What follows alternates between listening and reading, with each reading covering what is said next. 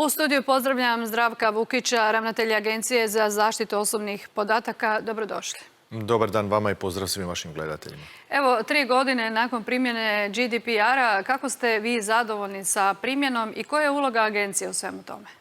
Pa za one građane koji ne znaju, Agencija za zaštitu osobnih podataka neovisno je nadzorno tijelo u Republici Hrvatskoj, čija je zadaća provedba pune primjene opće uredbe o zaštiti podataka. Ona se primjenjuje na području cijele Europske unije i Agencija za zaštitu osobnih podataka dio je i Europskog odbora za zaštitu podataka. S obzirom da smo obilježili 3. obljetnicu od uvođenja GDPR-a, mogu reći da je svijest još uvijek nije na zadovoljavajućoj razini, ali da građani prepoznaju potrebu zaštite svojih osobnih podataka. Kad govorimo o građanima, koliko su oni svjesni svojih prava, jesu li vam se javljali u vrijeme pandemije i na što su se najčešće žalili?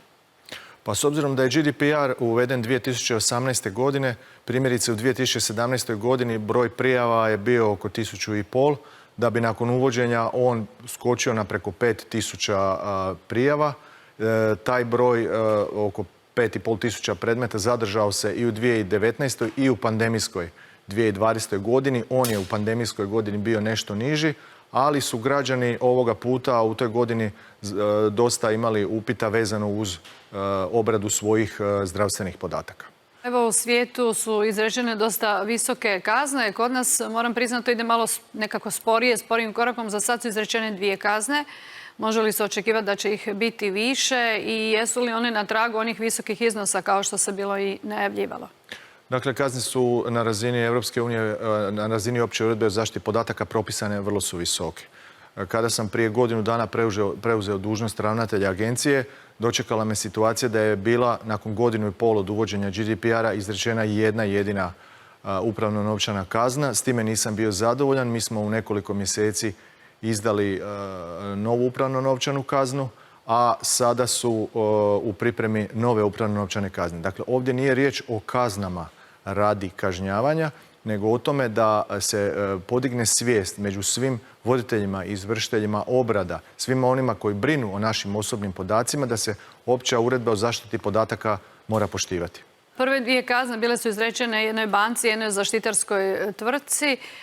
Je li sad možda riječ o nekim drugim segmentima kad govorimo o gospodarstvu? Imamo riječ o segmentima, dakle, nepoduzimanja tehničkih mjera radi kojih je došlo do neovlaštene obrade nekoliko desetaka tisuća osobnih podataka naših građana, a u drugoj situaciji je snimanje prostora koji je pod video nadzorom bez odgovarajućeg upozorenja, odnosno naljepnice, kolokvijalno rečeno.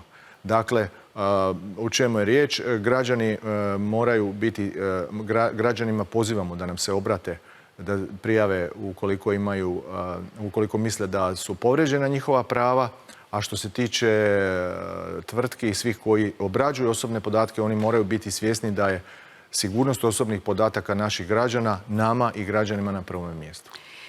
Često, evo, građani kažu prijavili smo neku tvrtku, nekog tko nije poštivao GDPR, vi ćete donijeti kaznu, ali taj cijeli proces, kad govorimo o sudskom procesu i prijavom, traje po meni predugo. Treba li to skratiti? Ja bih kao vjerojatno i većina građana volio da te stvari idu brže, no s obzirom da je riječ ovdje o sudbenoj vlasti, ja to ne bih komentirao, nemam tih ovlasti. Hvala vam što ste bili gost Potrošačkog kluba. Hvala vama.